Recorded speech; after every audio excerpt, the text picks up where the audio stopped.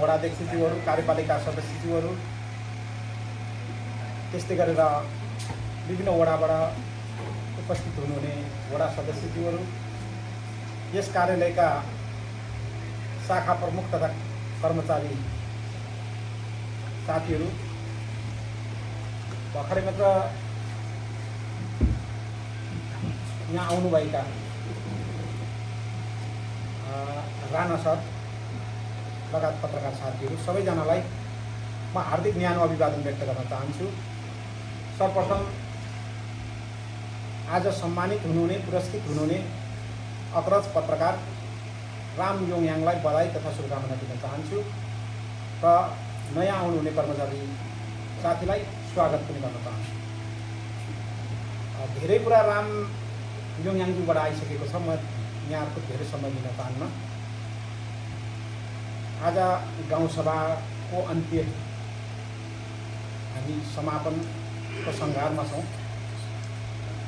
लामो समयसम्म पत्रकारिता गरेर समाजलाई योगदान गर्ने जुन महाअभियानमा लाग्नु भएको छ, म त अभियान त भन्छु पत्रकारहरूलाई, उहाँको यात्रा अझै सहज र सरल तरिकाले अगाडि बढोस्।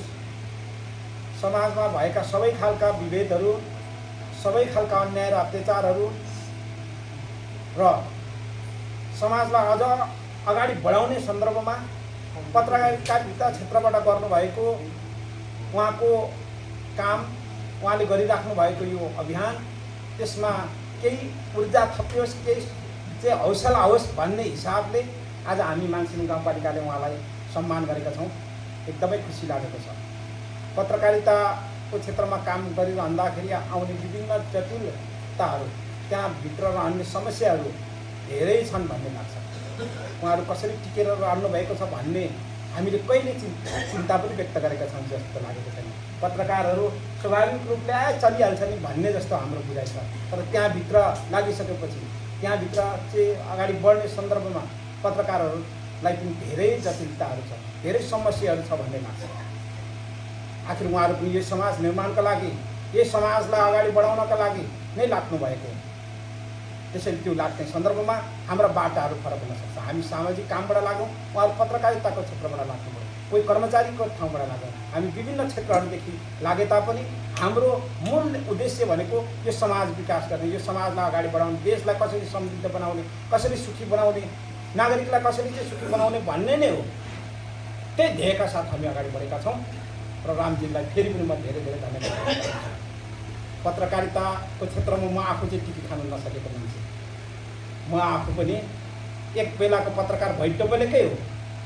झन्डै 3-4-5 वर्षसम्म म रामजीभन्दा अग्रज पत्रकारहरूलाई सायदै भन्ने लाग्छ, माङसिङको पहिलो पत्रकारहरूलाई भन्ने लाग्छ, किनभने मसँग त्यो आइडेन्टिटी कार्ड अहिले पनि छ। तर पनि म त्यहाँ टिकी खान सकिनँ। पत्रकारिता क्षेत्र पनि त्यो सहज छैन। विभिन्न त्यहाँभित्रका समस्याहरू छन्।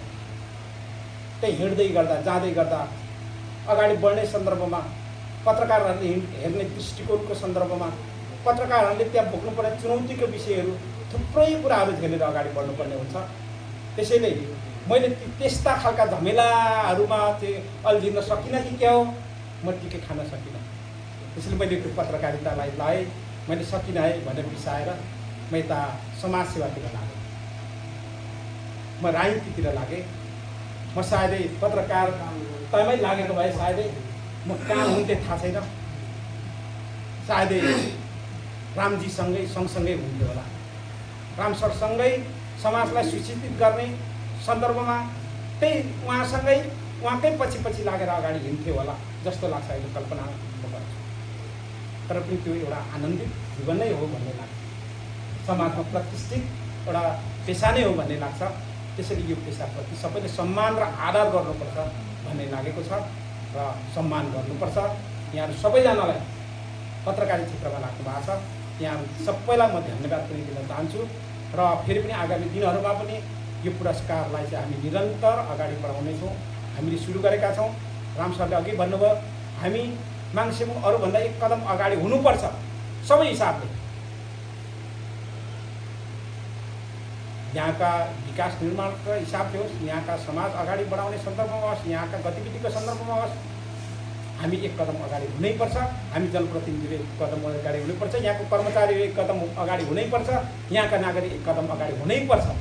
त्यो ध्येयका साथ हामी सबैजना एक ढिक्का भएर अगाडि बढेका छौँ। त्यसका लागि पनि म सबैजनालाई एकदम धेरै धेरै धन्यवाद